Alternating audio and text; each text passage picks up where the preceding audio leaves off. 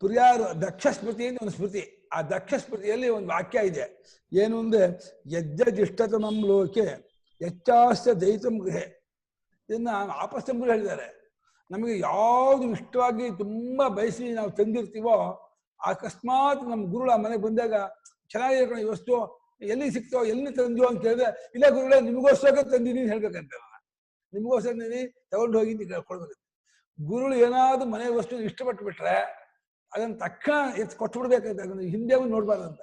ಅದೇ ರೀತಿ ಭಗವಂತನಿಗೂ ಕೂಡ ನಾವು ಯಾವುದನ್ನು ಇಷ್ಟತಮವಾಗಿ ಒಳ್ಳೆಯದು ಅಂತ ಇಟ್ಕೊಂಡಿರ್ತೀವೋ ಆ ಪರಮಾತ್ಮಗೆಲ್ಲ ನಿಂದಪ್ಪ ಅಂತ ಹೇಳಿ ಒಪ್ಪಿಸ್ಬೇಕಂತೆ. ಅದು ಪ್ರಿಯವಾದಂತಹ ವಸ್ತುವಿಗೆ ಅವನೇ ಅರ್ಹ, ಯೋಗ್ಯ, ತಕ್ಕವನು ಅಂತೆ. ಅಥವಾ ಪ್ರಿಯರಾದ ಭಗವಂತನಿಗೆ ಯಾರ್ಯಾರು ಪ್ರಿಯರೋ ಅವರಿಗೆಲ್ಲ ಅವನು ಅರ್ಹನು, ಭಕ್ತರಿಗೆಲ್ಲ ಪರಮಾತ್ಮನ ಅರ್ಹನು, ಪೂಜ್ಯನು, ಯೋಗ್ಯನು ಅಂತ ಪ್ರಿಯಾರ್ಹ ಅರ್ಹ. ಮತ್ತೆ ಅಂದ್ರೆ ಸ್ವಾಗತ, ಆಸನ, ಪ್ರಶಂಸಾ, ಅರ್ಘ್ಯ, ಪಾದ್ಯ, ಸ್ತುತಿ, ನಮಸ್ಕಾರ ಇವುಗಳಿಂದ ಪೂಜೆ ಮಾಡೋದು ತಕ್ಕವನಾದ್ರಿಂದ ಅವನು ಅರ್ಹ ಅಂತ ಇನ್ನೊಂದು. ಪ್ರಿಯಕ್ಕೆ ಅರ್ಹ, ಆಮೇಲೆ ಈ ಅನುಷ್ಠಾನಕ್ಕೂ ಅರ್ಹ. ಯಾವ್ದಾದ್ರು ಸ್ವಾಗತ ಒಂದು, ಆಸನ, ಪ್ರಶಂಸೆ, ಅರ್ಘ್ಯ, ಪಾದ್ಯ, ಸ್ತುತಿ, ನಮಸ್ಕಾರ ಮತ್ತು ಆದಿ ನೈವೇದ್ಯ ಮುಂತ ಪುಷ್ಪಾದಿಗಳಿಗೆ ಷೋಡಶ ಸಂಸ್ಕಾರಕ್ಕೂ ಅವನೇ ಅರ್ಹ ಅಂತ, ಯೋಗ್ಯನು ಅಂತ. ಇನ್ನು ಪ್ರಿಯಕೃತ್ ಬರೀ ಕೇವಲ ಪ್ರಿಯವಲ್ಲ, ಮತ್ತೇನಂದ್ರೆ ಸ್ತುತ್ಯಾದಿಗಳನ್ನ ಭಜಿಸುವವರಿಗೆ ಪ್ರಿಯವನ್ನು ಮಾಡುತ್ತಾನೆ ಅವನು ಅಂತ. ಯಾರು ಸ್ತೋತ್ರ ಮಾಡುತ್ತಾರೋ ಭಜಿಸುತ್ತಾರೋ ಅವರಿಗೆ ಏನು ಪ್ರಿಯವಾದದ್ದು ಅದನ್ನು ಉಂಟು ಮಾಡುತ್ತಾನೆ ಪ್ರಿಯಗತಿ. ಅವರಿಗೇನೆ, ಆ ಭಕ್ತರಿಗೇನೆ ಪ್ರೀತಿ ವರ್ಧನ, ಭಕ್ತಿಯನ್ನು ಹೆಚ್ಚು ಮಾಡ್ತಾನೆ, ಆನಂದವನ್ನು ಹೆಚ್ಚು ಮಾಡ್ತಾನೆ, ಶಾಂತಿ ಸುಖವನ್ನು ಹೆಚ್ಚು ಮಾಡ್ತಾನೆ. ಭಗವದ್ಭಕ್ತರಿಗೆ ಇನ್ನು ಹೆಚ್ಚೆಚ್ಚು ಭಗವಂತ ಮೇಲೆ ಪ್ರೇಮ, ಭಕ್ತಿ, ಏಕಾಗ್ರತೆ ಬರುವ ಹಾಗೆ ಮಾಡ್ತಾರಂತೆ. ಅದಂತ ಇದು ಒಂದ್ಸಲ ಭಗವಂತನ ಪ್ರೇಮ ಪಾಶ ಸಿಕ್ಕಾಕೊಂಡ್ಬಿಟ್ವಿ ಅಂದ್ರೆ ಅವನಿಗೆ ಎಳ್ಕೊಂಡ್ಬಿಡ್ತಾನಂತೆ. ಎಳ್ಕೊಂಡ್ಬಿಟ್ಟು ನಮ್ಮ ಮನಸ್ಸನ್ನು ಅವನಲ್ಲೇ ಇಟ್ಕೊಂಡ್ಬಿಡ್ತಾನೆ. ಹಂಗ ಪ್ರೀತಿವರ್ಧನ ಅಂತ ಅವನಿಗೆ ಇನ್ನೊಂದು ವಿಶೇಷಣ. ಇನ್ನು ವಿಹಾಯಸ ಗತಿರ್ಜ್ಯೋತಿ ಸುರುಚಿರ್ಹುತ ಭುಗ್ವಿಭು ರವಿರ್ವಿರೋಚನ ಸೂರ್ಯ ಸವಿತಾ ರವಿಲೋಚನಃ. ವಿಹಾಯ ಸಗತಿರ್ಜ್ಯೋತಿಃ ಸುರುಚಿರ್ಹುತಭುಗ್ವಿಭುಃ ರವಿರ್ವಿರೋಚನಃ ಸೂರ್ಯಃ ಸವಿತಾ ರವಿಲೋಚನಃ. ವಿಹಾಯ ಸಗತಿಃ ಜ್ಯೋತಿಃ ಸುಹುತಿಃ ಸುರುಚಿಃ ಹುತಭುಗ್ ವಿಭುಃ ರವಿಃ ವಿರೋಚನಃ ಸೂರ್ಯಃ ಸವಿತಾ ರವಿಲೋಚನಃ. Very good. ವಿಹಾಯಸ ಗತಿ ಕೆಲಸ ಇಲ್ಲ, ಕೆಲಸ ನೋಡೋ ಕೆಲಸ ಇದೆಯಾ? ಪದಚ್ಛೇದನ ಇವನು ಆನ್ ಮಾಡ್ಕೊಂಡಿಲ್ಲ, ಕೇಳಿಸಿಲ್ವಂತೆ, ಯೋಚನೆ ಮಾಡ್ತೀವಿ ಮಾಡು. ವಿಹಾಯ ಸಗತಿ ಜ್ಯೋತಿ ಸುರಚಿ ಹುತಭುಕ್ ವಿಭುಃ ರವಿಃ ವಿರೋಚನಃ ಸೂರ್ಯಃ ಸವಿತಾ ರವಿಲೋಚನಃ. ವಿಹಾಯಸ ಅಂದ್ರೆ ಆಕಾಶಕ್ಕೆ ವಿಹಾಯಸ, ಪುಂಸಾಕಾಶ ವಿಹಾಯಸಿ, ವಿಹಾಯಸಂ ಅಂದ್ರೆ ಆಕಾಶಕ್ಕೆ ವಿಹಾಯಸ ವಿಹಾಯಸ ಅಂತ. ಅದಕ್ಕೆ ಗತಿಯಿಂದ ಆಶ್ರಯ, ನೆಲೆ, ಆಧಾರ ಅಂತ. ಆಕಾಶಕ್ಕೂ ಆಧಾರ, ಈ ಭೂತಾಕಾಶಕ್ಕೂ ಆಧಾರ, ನೆಲೆಯಾಗಿರ್ತಕ್ಕವನು ಅಂತ ವಿಹಾಯಸ ಗತಿ ಅಂತ.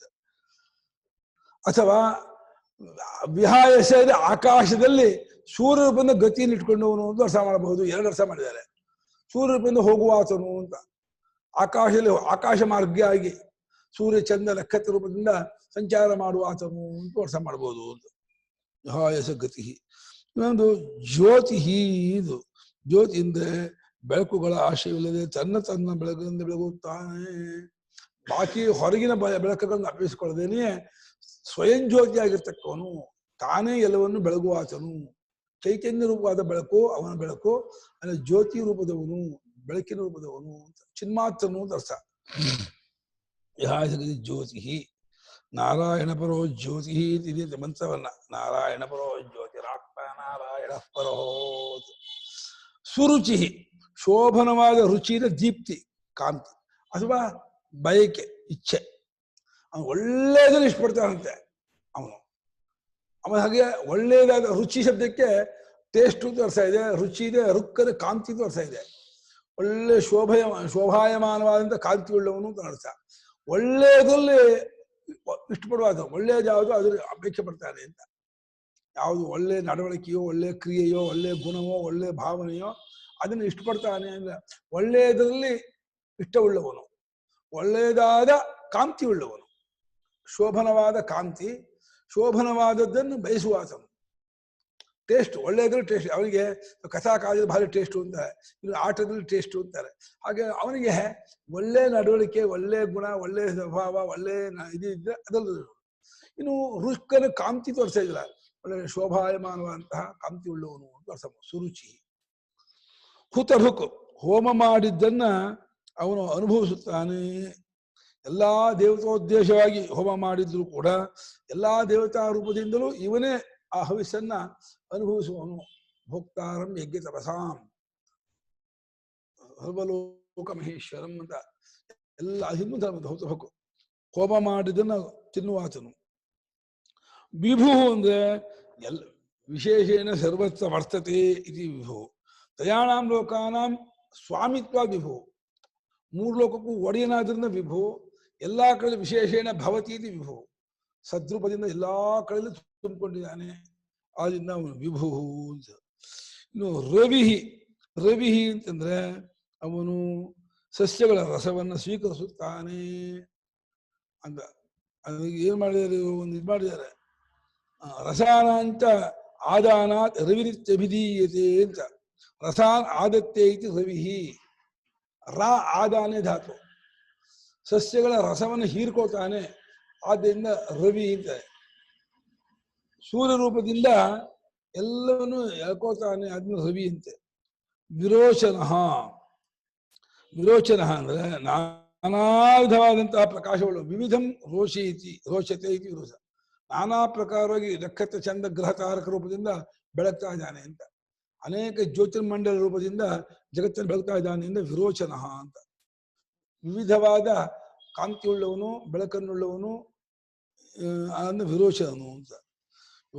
ಸೂರ್ಯ ಸುಷ್ಠು ಈರಯತಿ, ಅದು ಸೂತೆ ಇತಿ ಸೂರ್ಯ. ಜಗತ್ತಿಗೆ ಜನ್ಮವನ್ನುಂಟು ಮಾಡ್ತಾನೆ, ಅಲ್ಲ ಎಲ್ಲರನ್ನೂ ಪ್ರೇರಣೆ ಮಾಡುತ್ತಾನೆ.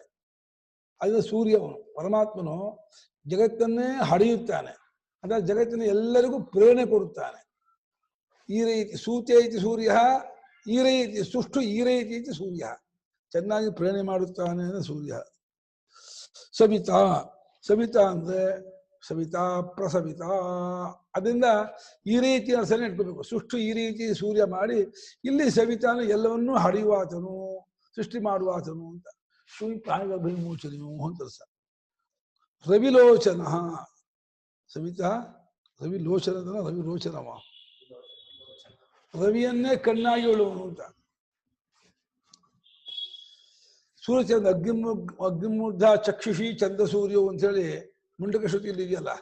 ಸೂರ್ಯಚಂದ್ರ ಇವನಿಗೆ ಕಣ್ಣು ಅಂತ. ಅದರಿಂದ ರವಿಯನ್ನೇ ಕಣ್ಣಾಗಿ ಉಳ್ಳವನಾತನು, ಇಡೀ ಒಮ್ಮೆಗೆ ವಿಶ್ವವನ್ನು ನೋಡುವಾತನು ಅಂತ ಅರ್ಥ. ರವಿ ರೂಪದಿಂದ ಎಲ್ಲವನ್ನೂ ಬೆಳಗುವಾತನು, ನೋಡುವಾತನು, ಕಾಣುವಾತನು. ಅದನ್ನ ರವಿಲೋಚನ. ಆನಂದೋಹುತ ಭೋಕ್ತ,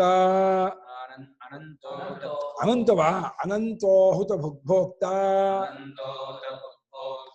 ಸುಖದೋ ನೈಕಜೋಗ್ರಜ ಅನಿರ್ವಿಣ್ಣ ಸದಾ ಮರ್ಷಿ ಲೋಕಾಧಿಷ್ಠಾನಮದ್ಭುತಃ.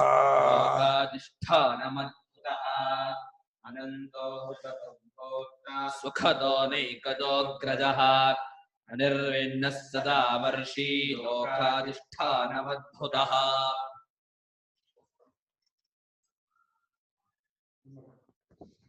ಅನಂತಃ ಹುತಭುಕ್ ಭೋಕ್ತಾ ಸುಖದಃ ನೈಕಜಃ ಅಗ್ರಜಃ ಅನಿರ್ವಿಣ್ಣಃ ಸದಾಮರ್ಷಿ ಲೋಕಾಧಿಷ್ಠಾನಃ ಲೋಕಾಧಿಷ್ಠಾನಂ ಅದ್ಭುತಃ. ಹಾಗೆ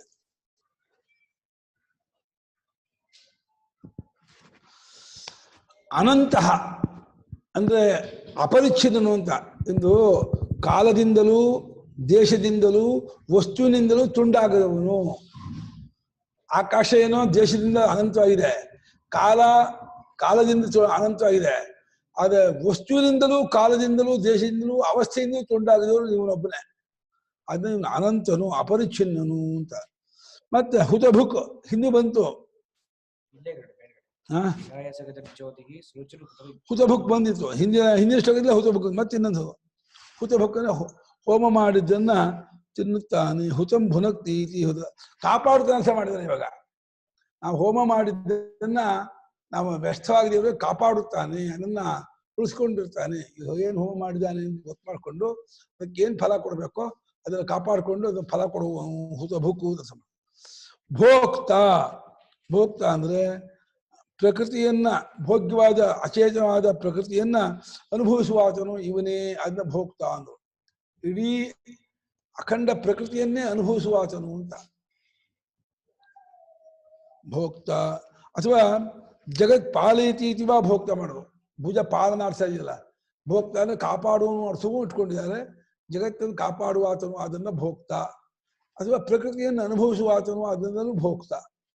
ಭೋಕ್ತ. ಅಸುಖದ ಅಂತ ಒಂದು ಅರ್ಥ ಇದೆ, ಸುಖದ ಅಂತ ಅರ್ಥ ಮಾಡಿದ್ದಾರೆ. ಅಸುಖದ ಅಂದ್ರೆ ಅಸುಖವನ್ನ ದಾ ಅಂದ್ರೆ ತುಂಡು ಮಾಡ್ತಾನೆ ಅಂತ. ದೋ ಅವಖಂಡನೆ. ಅಸುಖಂ ಜತಿ ಖಂಡಯತಿ ಅಸುಖದ. ದುಃಖವನ್ನ ತುಂಡು ಮಾಡ್ತಾನೆ ಅಂತ ಒಂದು. ಇನ್ನು ಸುಖವನ್ನ ಭಕ್ತರಿಗೆ ಮೋಕ್ಷ ರೂಪ ಸುಖವನ್ನು ಕೊಡುತ್ತಾನೆ, ಅದನ್ನ ಸುಖದ. ಮೋಕ್ಷ ಸುಖವನ್ನು ಕೊಡುತ್ತಾನೆ ಸುಖದ. ಅಸುಖದಾನೇನೋ ಅಸುಖವನ್ನ ಕಟ್ ಮಾಡ್ತಾನೆ. ದೋ ಅವಖಂಡ ತುಂಡು ಮಾಡ್ತಾನೆ. ಅಸುಖಂ ಅಸುಖದ. ಧರ್ಮಗುಪ್ತಯೇ ಅಸಕ ಜಾಯಮಾನತ್ವ ನೈಕಜ. ಧರ್ಮವನ್ನು ಕಾಪಾಡೋದಕ್ಕಾಗಿ ಅನೇಕ ಸಲ ಅವತಾರ ಮಾಡುತ್ತಾನಾದ್ರಿಂದ ಅವನು ನೈಕಜ. ನಾ ಏಕಜ. ಒಂದ್ಸಲ ಹುಟ್ಟೋದು ಏಕಜ. ಏಕ ಏವ ಜಾಯತೆ ಅಂತ ಏಕಜ. ನಾ ಏಕಜ ಅನೇಕಜ. ಅಂದ್ರೆ ಧರ್ಮವನ್ನು ಕಾಪಾಡೋದಕ್ಕಾಗಿ ಆಗಾಗ್ಗೆ ಯದಾ ಯದಾ ಹಿ ಧರ್ಮಸ್ಯ ಅಂತ ತದಾತ್ಮಾನಂ ಸೃಜಾಮ್ಯಹಂ ಸೃಷ್ಟಿ ಮಾಡ್ತಾನೇ ಇರ್ತೀನಿ. ಅನೇಕ ಜ ಅಂತ ಅರ್ಥ. ಅನೇಕ ಜ ಅಂದ್ರೆ ಒಮ್ಮೆ ಅಲ್ಲ ಹುಟ್ಟುವನು, ಅನೇಕ ಸಲ ಹುಟ್ಟುವಾತನು. ಅನೇಕ ಜ. ಅಗ್ರಜ ಅಂದ್ರು. ಹಿರಣ್ಯಗರ್ಭನಿಗಿಂತಲೂ ಮೊದಲು ಹುಟ್ಟಿದ್ನು, ಮೊದಲಿದ್ದವನು ಅಂತ.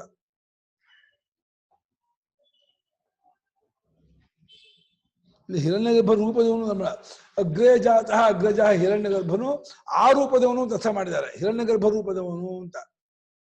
ಹಿರಣ್ಯಗರ್ಭನಿಗಿಂತಲೂ ಮೊದಲು ಅಂತ ಅರ್ಥ ಮಾಡಲಿಲ್ಲ, ಹಿರಣ್ಯಗರ್ಭ ರೂಪದವನೇ ಅಂತ ಅರ್ಥ ಮಾಡಿಬಿಟ್ಟಿದ್ದಾರೆ. ಅಗ್ರಜ ಅಂದ್ರೆ ಹಿರಣ್ಯಗರ್ಭ ಸಮರ್ಥತ ಅಗ್ರೇ ಶ್ರುತಿ ಇರೋದ್ರಿಂದ ಹಿರಣ್ಯಗರ್ಭದಿಂದ ಅಗ್ರೇ ಜಾಯತಿ ಅಗ್ರಜ.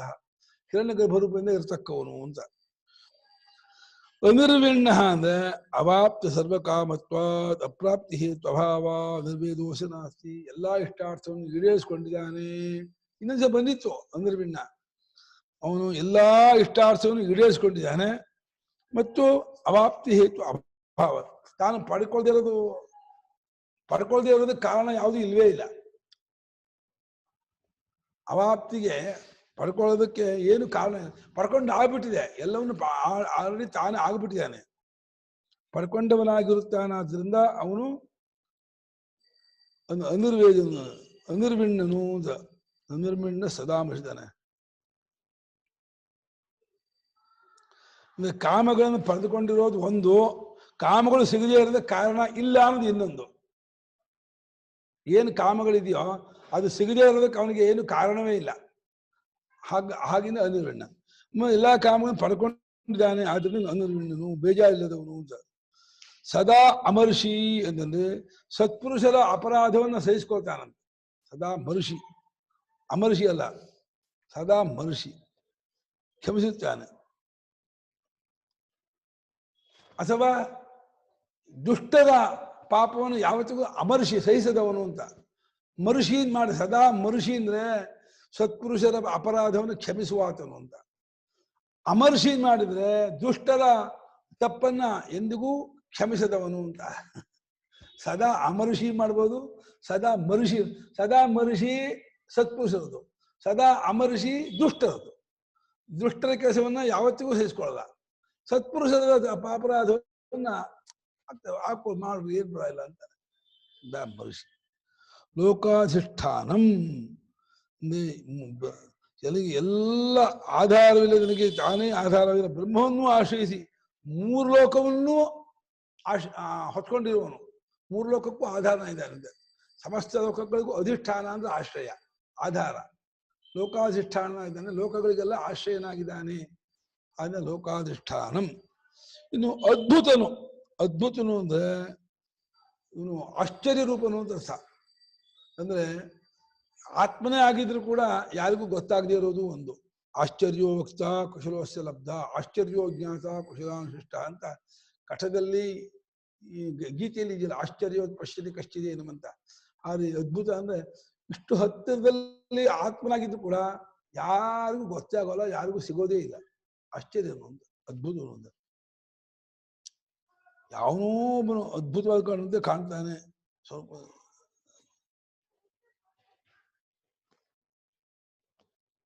ಇದೇನೋ ಬೇರೆ ಅರ್ಥ ಮಾಡಿದ್ದಾರೆ. ಅದ್ಭುತವಾದಂತಹ ವಿರಾಟ್ ರೂಪವನ್ನು ತೋರಿಸಿದ್ರು ಅಂತ ಅರ್ಥ ಮಾಡಿಬಿಟ್ಟಿದ್ದಾರೆ ಯಾರೋ ನಮ್ಮ ನರಸಿಂಹಮೂರ್ತಿಗಳು. ಭಾಷ್ಯದಲ್ಲಿ ಮಾತ್ರ ಅದ್ಭುತನು ಅಂದ್ರೆ ಹತ್ತಿರದಲ್ಲಿ ಸಮೀಪದಲ್ಲಿದ್ದು ಕೂಡ ತೋರದೇ ಇದ್ದದ್ದಾಗಿರೋದೇ ಅದ್ಭುತ, ಆಶ್ಚರ್ಯ. ಉಪದೇಶ ಮಾಡಿದ್ರು, ಹೇಳ್ಕೊಟ್ರು ಗೊತ್ತಾಗದೇ ಇರುವಂಥದ್ದು ಇದು ಅದ್ಭುತ. ಮೊದಲಾಗೆ ಆತ್ಮನಾಗಿರೋದ್ರಿಂದ ತಾನೇ ಗೊತ್ತಾಗ್ಬೇಕಾಯ್ತು, ಅದಂತೂ ಬೇಡ. ಹೇಳ್ಕೊಟ್ರು ಕೂಡ ಗೊತ್ತಾಗೋದಿಲ್ಲ, ಇದು ಆಶ್ಚರ್ಯ, ಇದು ಅದ್ಭುತ. ತುಂಬಾ ತಿಳ್ಕೊಳ್ಳೋಕೆ ಆಗೋದಿರೋದು ಇದು ಅದ್ಭುತ ಅಂತ ಅರ್ಥ ಮಾಡಿದ್ದಾರೆ. ಸನಾತನತಮಃ ಸನಾತನತಮಃ ಕಪಿಲಃ ಕಪಿರವ್ಯಯಃ ಕಪಿರವ್ಯಯಃ ಸ್ವಸ್ತಿದ ಸ್ವಸ್ತಿ ಸ್ವಸ್ತಿ ಸ್ವಸ್ತಿ ಸ್ವಸ್ತಿ ಭಕ್ ಸ್ವಸ್ತಿ ದಕ್ಷಿಣಃ ಸ್ವಸ್ತಿ ದಕ್ಷಿಣಃ ಸನಾತನತಮಃ ಕಪಿಲಃ ಕಪಿರವ್ಯಯಃ ಸ್ವಸ್ತಿ ಸ್ವಸ್ತಿ ಸ್ವಸ್ತಿ ಸ್ವಸ್ತಿ ಭುಕ್ ಸ್ವಸ್ತಿ ದಕ್ಷಿಣಃ.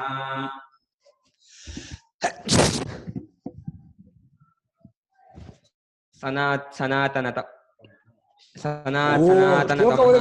ಫಲಚ್ಛೇದಗೊಳಗಂದೆ ಸನಾತ್ ಸನಾತ್ ಸನಾತನತಮಃ ಕಪಿಲಃ ಕಪಿಃ ಅವ್ಯಯಃ ಸ್ವಸ್ತಿದಃ ಸ್ವಸ್ತಿಕೃತ್ ಸ್ವಸ್ತಿಃ ಸ್ವಸ್ತಿಭುಕ್ ಸ್ವಸ್ತಿ ದಕ್ಷಿಣಃ.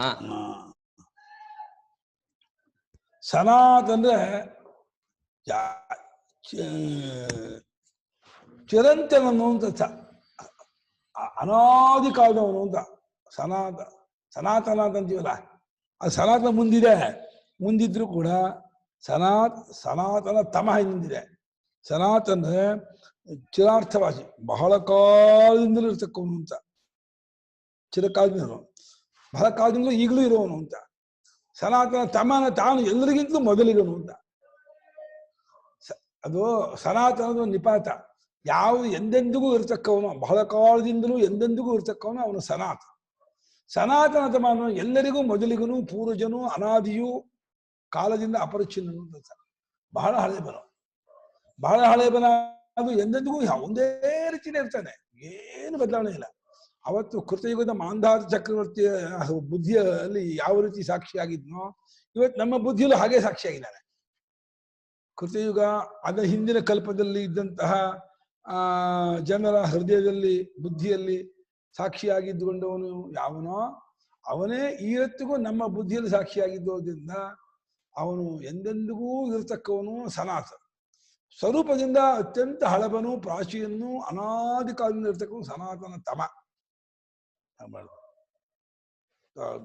ರೂಪೇ ಸರ್ವಕಾರಣತ್ವ ವಿರಂಚಾದೀನಾಂ ಸನಾತನಾನಾಂ ಅತಿಶಯ. ವಿರಂಚಿ ಮುಂತಾದ ಬ್ರಹ್ಮನೇ ಮುಂತಾದ ಅನಾದಿ ಕಾಲದವರೆಗೂ ಕಾರಣ, ಅದು ಸನಾತನ ತಮ. ಕಪಿಲ ಹಾನಕ್ಕೆ ಬೇರೆ ಅರ್ಥ ಮಾಡ್ಬಿಟ್ಟಿದಾರಪ್ಪ. ಕಮ್ ನೀರನ್ನು ಕುಡಿಯುವನು, ಸೂರ್ಯನು. ಇಲ್ಲಿ ಏನ್ ಮಾಡಿದ್ರೆ ಕಪಿಲ ಅನ್ಸೋದಕ್ಕೆ ವಡವಾಗ್ನಿಯೇ ಕಪ್ಪಾಗಿದೆಯಲ್ಲ ಆ ರೀತಿ ಮಾಡಿದ್ದಾರೆ ಕಪಿಲ ಅಂದ್ರೆ.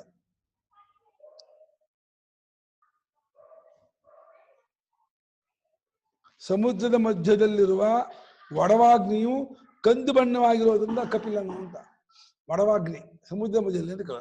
ಅಥವಾ ಇನ್ನೊಂದು ಅರ್ಥ ಮಾಡಿದ್ದಾರೆ, ಕಮ್ಮಂದ ನೀರನ್ನ ಕುಡಿಯುವಾತನು, ಅದನ್ನ ಸೂರ್ಯನು, ಕಪಿಯು. ಮುಂದೆ ಕಪಿ ಇದೆ, ಕಪಿಲನು ಆಯ್ತು. ಕಪಿಹೀನಕ್ಕೆ ಇನ್ನೊಂದು ಅರ್ಥ. ಸೂರ್ಯ ರೂಪದಿಂದ ನೀರನ್ನು ಕುಡಿಯುವಾತನಾದ್ರಿಂದ ಅವನು ಕಪಿಹು ಅಂತ. ಕಂ ಪಿಬತಿ ಇತಿ ಕಪಿಹಿ ಅಂತ. ಅಪ್ಪೆಯ ಮುಂದಕ್ಕೆ ಅಪ್ಪೆಯ ಅಂತಂದ್ರೆ ಎಲ್ಲವಕ್ಕೂ ಅದು ಅವ್ಯಯ ಅಂತ ಪದಚ್ಛೇದ ಇದೆ, ಅಪ್ಯಯ ಅಂತ ಪಾಠ ಇದೆ. 2 ಪಾಠ ಇದೆ. ಕಪಿರಪ್ಯಯ ಅಂತ ಪಾಠ ಇದೆ, ಕಪಿರವ್ಯಯ ಅಂತ ಪಾಠ ಇದೆ. ಅಪ್ಯಯ ಅಂದ್ರೆ ಎಲ್ಲವೂ ಅಡಗುವ ಸ್ಥಾನ ಅಂತ ಅರ್ಥ. ಜಗತ್ತಿನ ಎಲ್ಲವೂ ಅಡಗುವಂತ ಸ್ಥಾನ ಅಪ್ಯಯ. ಅವನು ಅವ್ಯಯ ಅಂದ್ರೆ ನಾಶರಹಿತನು ಅಂತ ಅರ್ಥ. ಅವ್ಯಯ ಪಾಠಕ್ಕೆ ನಾಶರಹಿತನು, ಅಪ್ಯಯನ ಪಾಠಕ್ಕೆ ಎಲ್ಲವನ್ನು ಅಡಗಿಸಿಕೊಳ್ಳುವ ಆತನು ಅಂತ ಅರ್ಥ. ಕಪಿಹಿ ಅಂತಂದ್ರೆ ಸೂರ್ಯ ರೂಪದ ನೀರನ್ನು ಕುಡಿಯುವ ಆತನು ಅಂತ ಅರ್ಥ. ಅಯ್ಯೋ ಕಪಿ ಅವನು ಅಂತ ಅಂತೀವಲ್ಲ. ಕಪಿ ಅಂತಂದ್ರೆ ನಾವು ಲೋಕದಲ್ಲಿ ಬೈತಾನೆ ಅಂತ ಅನ್ಕೋತೀವಿ, ಅಯ್ಯೋ ಕಪಿ ಅವನು ಅಂತ. ಆದ್ರೆ ಪರಮಾತ್ಮನ ಕಪಿ ಅಂತ ಇದ್ದಾರೆ. ಕಪಿ ಅಂದ್ರೆ ಸೂರ್ಯನ ಕಪಿ ಅಂತೆ. ಸೂರ್ಯ ರೂಪದಿಂದ ನೀರನ್ನು ಕುಡಿಯುತ್ತಾನೆ, ಅದರಿಂದ ಕಪಿ ಅಂತ. ಕಂಪಿಬತಿ ಇತಿ ಕಪಿಹಿ. ಅಪ್ಯಯ ಅಂದ್ರೆ ಲೋಕಗಳೆಲ್ಲವೂ ಈಚೆನಲ್ಲಿ ಲಯವಾಗುತ್ತದೆ ಅಂದ್ರೆ ಇವನು ಅಪ್ಯಯನು. ಅವನು ಸ್ವತಃ ಬದಲಾವಣೆ ಇಲ್ಲದವನಾದ್ರಿಂದ ಇವನು ಅವ್ಯಯನು, ನಾಶರಹಿತನು. ಸ್ವಸ್ತಿದಹನೇನು ಭಕ್ತರಿಗೆ ಮಂಗಳವನ್ನುಂಟು ಮಾಡುತ್ತಾನೆ. ಸ್ವಸ್ತಿನೇ ಮಂಗಳ, ಮಂಗಳವನ್ನುಂಟು ಮಾಡುತ್ತಾನಾದ್ರಿಂದ ಸ್ವಸ್ತಿದಹ. ತದೇವ ಕರೋತಿ ಸ್ವಸ್ತಿಕೃತ, ಅದನ್ನೇ ಮಾಡ್ತಾ ಇರ್ತಾನೆ ಯಾವಾಗಲೂ. ಸ್ವಸ್ತಿಕೃತ ಸ್ವಸ್ತಿಯನ್ನು ಕೊಡ್ತಾನೆ, ಸ್ವಸ್ತಿಯನ್ನೇ ಮಾಡ್ತಾ ಇರ್ತಾನೆ. ಮಂಗಳವನ್ನು ಕೊಡ್ತಾನೆ, ಮಂಗಳವನ್ನೇ ಮಾಡುತ್ತಿರುತ್ತಾನೆ. ಸ್ವಸ್ತಿ ಅಂದ್ರೆ ಮಂಗಳ ಸ್ವರೂಪಂ ಆತ್ಮೀಯಂ ಪರಮಾನಂದ ಲಕ್ಷಣ ಸ್ವಸ್ತಿ. ತನ್ನ ಸ್ವರೂಪವು ಸ್ವಸ್ತಿ ಸ್ವರೂಪವು ಮಂಗಳ ಸ್ವರೂಪವಾಗಿದೆ ಅಂತ. ಒಂದು ಸ್ವಸ್ತಿ ಮಂಗಳವನ್ನು ಕೊಡ್ತಾನೆ, ಇನ್ನೊಂದು ಮಂಗಳ ಮಾಡ್ತಾನೆ, ಇನ್ನೊಂದು ಮಂಗಳ ಸ್ವರೂಪವಾಗಿದ್ದಾನೆ. ಮಂಗಳ ಸ್ವಸ್ತಿ ಸ್ವಸ್ತಿ ಸ್ವಸ್ತಿ ಭೂಕು ಅಂದ್ರೇನು? ಆ ಮಂಗಳವನ್ನೇ ತಿಂತಾನೆ, ಅನುಭವಿಸ್ತಾನೆ. ಏನಪ್ಪ ಸ್ವಸ್ತಿ ಭುಕ್. ಸ್ವಸ್ತಿ ದಕ್ಷಿಣ ಭಕ್ತಾನಾಂ ಮಂಗಲಂ ಸ್ವಸ್ತಿ ಭುನಕ್ತಿದು. ಸ್ವಸ್ತಿ ರೂಪೇಣ ದಕ್ಷತೆ ವರ್ಧತೆ ಸ್ವಸ್ತಿಂ ದಾತುಂ ಸಮರ್ಥಃ ಇತಿ ಅಥವಾ ದಕ್ಷಿಣ ಶಬ್ದ ಆಶುಕಾರಿಣಿ ವರ್ತತೆ ಶೀಘ್ರಂ ಸ್ವಸ್ತಿ ದಾತುಂ ಅಯಮೇವ ಸಮರ್ಥಃ. ದಕ್ಷಿಣ ಅಂದ್ರೆ ಬೇಗ ಮಾಡುವನು ಅಂತಂದ್ರೆ, ಮಂಗಳವನ್ನು ಬೇಗವೇ ಮಾಡುತ್ತಾನಾದ್ರಿಂದ ಸ್ವಸ್ತಿ ದಕ್ಷಿಣ ಅಂತ ಒಂದು ಅರ್ಥ.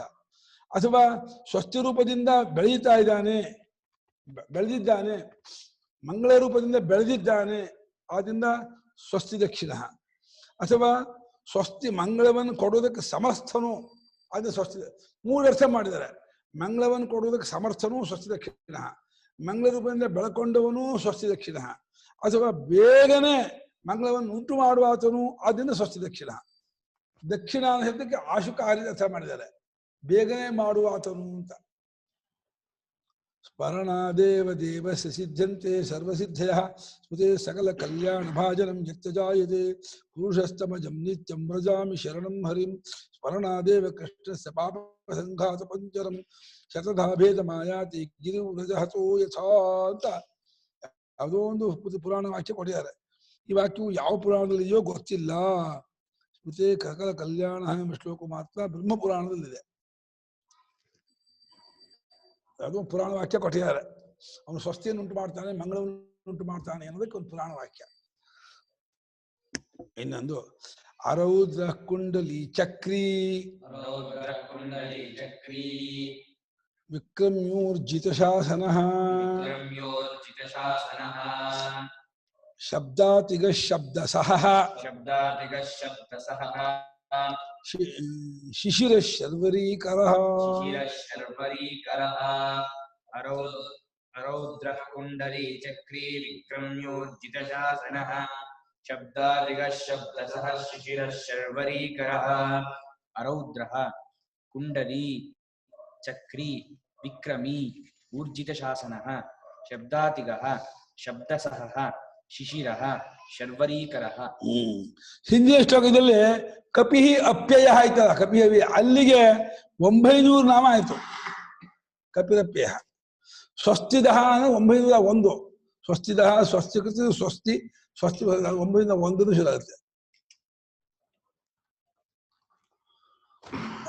ರುದ್ರ ಅಂದ್ರೆ ಭಯಂಕರ ಅಂತ. ಅರೌದ್ರ ಅಂದ್ರೆ ಭಯಂಕರನಲ್ಲ, ಎಲ್ಲರಿಗೂ ಶಾಂತನು, ಎಲ್ಲರಿಗೂ ಸೇವ್ಯನು, ಸೇವಿಸೋದಕ್ಕೆ ಯೋಗ್ಯನು, ಗಮ್ಯನು, ಅವನು ಸೇರುವುದಕ್ಕೆ ಪಡೆಯುವುದಕ್ಕೆ ಅನುಕೂಲನಾಗಿರ್ತಕ್ಕವನು. ರುದ್ರನಲ್ಲ, ಭಯಂಕರನಲ್ಲ ಅರೌದ್ರ ಅಂದ್ರೆ. ಕುಂಡಲಿ ಅಂತಂದ್ರೆ ಇದು ಹತ್ತೊಂಟಿ ಹಾಕೊಂಡಿದ್ದಾನೆ. ಕುಂಡಲ ಮತ್ಸ್ಯಾಸಿ ಕುಂಡಲಿ, ಕಿವಿಗೆ ಕೇಯೂರ್ವಾನ್ ಮಕರ ಕುಂಡಲವಾನ್, ಕುಂಡಲವನ್ನು ಧಾರಣೆ ಮಾಡಿಕೊಂಡವನು ಅಂತ. ಇವರು ಇನ್ನೊಂದು ಅರ್ಥ ಮಾಡಿದ್ದಾರೆ, ಕುಂಡಲವಾಗಿರುವಂತ ಅನಂತನ ಮೇಲೆ ಮಲಕೊಂಡವನು ಅಂತ. ಅನಂತ ಹಾವು ಸುತ್ಕೊಂಡಿದೆಯಲ್ಲ, ಸುತ್ಕೊಂಡಿರುವ ಹಾವಿನ ಮೇಲೆ ಮಲ್ಕೊಂಡವನು ಕುಂಡಲವನ್ನು ಹಾಳು ಮಾಡಿದ್ದಾರೆ.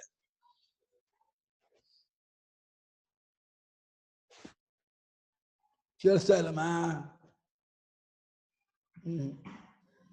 ಕುಂಡಲಿನಿ ಅಂತಾರಲ್ಲ, ಕುಂಡಲಿನಿ ಕುಂಡಲಿ ಇವ್ರದ್ದು ಯೋಗಶಾಸ್ತ್ರದವ್ರದ್ದು.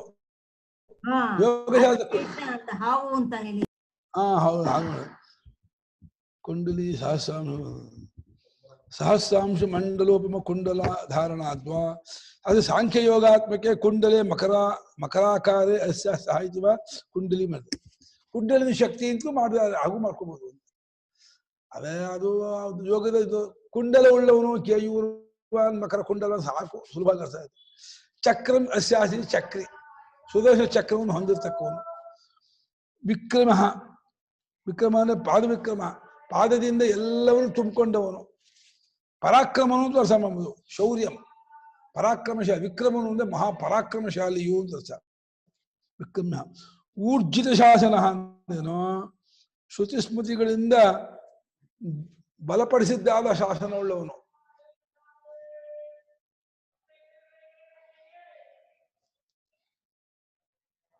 ಚಕ್ರಿ ಬಿಟ್ಟೋಯ್ತು. ಚಕ್ರಿ ಆಡ್ನಲ್ಲ, ಚಕ್ರಮಸ್ಯ ಚಕ್ರಿ ಮಾಡಿದ್ನಲ್ಲ, ಚಕ್ರವನ್ನು ಉಳ್ಳವನು ಅಂತ. ಸುದರ್ಶನ ಚಕ್ರವನ್ನು ಧಾರಣೆ ಮಾಡ್ಕೊಂಡವನು ಚಕ್ರ. ಸುದರ್ಶನ ಚಕ್ರ ಇಟ್ಕೊಂಡು ಚಕ್ರಮಸ್ಯಾಸಿ ಚಕ್ರಿ, ಸುದರ್ಶನ ಚಕ್ರವನ್ನು ಉಳ್ಳವನು. ವಿಕ್ರಮಿ, ವಿಕ್ರಮ ಅಂದ್ರೆ ಪರಾಕ್ರಮವನ್ನ ಅವನು ಶೌರ್ಯವನ್ನು ಉಳ್ಳವನು. ಊರ್ಜಿತ ಅಂದ್ರೆ ಶ್ರುತಿ ಸ್ಮೃತಿಗಳಿಂದ ಬಲಪಡಿಸಿದ್ದಾದ ಶಾಸನ ಅಂದ್ರೆ ಆಳ್ವಿಕೆ, ಒಂದು ಕಟ್ಟಪ್ಪಳೆ. ಶ್ರುತಿ ಸ್ಮೃತಿ ರೂಪದಿಂದ ಜಗತ್ತಿಗೆಲ್ಲ ಶಾಸನವನ್ನು ಮಾಡಿದ್ದಾನೆ, ನಿಯಮವನ್ನು ಮಾಡಿದ್ದಾನೆ, ಗೊತ್ತು ಮಾಡಿದ್ದಾನೆ. ಹೀಗೀಗೆ ಇರಬೇಕು ಅಂತ ಹೇಳಿ ಅದನ್ನು ಗೊತ್ತು ಮಾಡಿ. ವಿಕ್ರಮಿ ಊರ್ಜಿತ ಶಾಸನ. ಊರ್ಜಿತ ಅಂದ್ರೆ ಬಲಪಡಿಸಿದ್ದಾದ, ತುಂಬಿಕೊಂಡದ್ದಾದ ಶಾಸನವನ್ನು ಉಳ್ಳವನು, ಬಲಪಡಿಸಿದ್ದಾದ ಒಂದು ಸಂದೇಶವನ್ನು ಹೊಂದಿರ್ತಕ್ಕವನು ಅಂತ. ಇನ್ನು ಶಬ್ದ ಅತಿಗಹ, ಶಬ್ದಕ್ಕೂ ಶಾಸ್ತ್ರ ಪ್ರಮಾಣಕ್ಕೂ ಸಿಗದವನು, ಅದನ್ನು ಮೀರಿದವನು. ಶಬ್ದಾತಿಗಹ ಶಬ್ದ ಸಹ ಅಂದ್ರೆ ಎಲ್ಲಾ ಶಬ್ದವನ್ನು ಸಹಿಸಿಕೊಳ್ಳುವಾಗ, ಅಂದ್ರೆ ಶಬ್ದನ ವೇದಗಳು ಅರ್ಥ ಮಾಡಿ ವೇದಗಳೆಲ್ಲವನ್ನೂ ಧಾರಣೆ ಮಾಡಿಕೊಂಡವನು, ಹೊಂದಿಕೊಂಡವನು. ಶಬ್ದ ಸಹ ಅಂದ್ರೆ ಎಲ್ಲಾ ಶಬ್ದವನ್ನು ಸಹಿಸ್ಕೊಳ್ತಾನೆ ಅಂತ ಅರ್ಥ ಮಾಡ್ಬೋದು. ಯಾವ ಶಬ್ದ ಆದ್ರೂ ಅವನಿಗೇನು ಅಡ್ಡ ಅಲ್ಲ. ಆಮೇಲೆ ತಾಪತ್ರಯದಿಂದ ಬೆಂದು ಹೋದವರಿಗೆ ಶಿಶಿರ ಋತು ಒಲೆ ತಂಪಾಗಿರ್ತಕ್ಕವನು. ಶಿಶಿರ ಅಲ್ಲಿ ತಂಪಾದ ರೂಪದವನು ಅಂತ.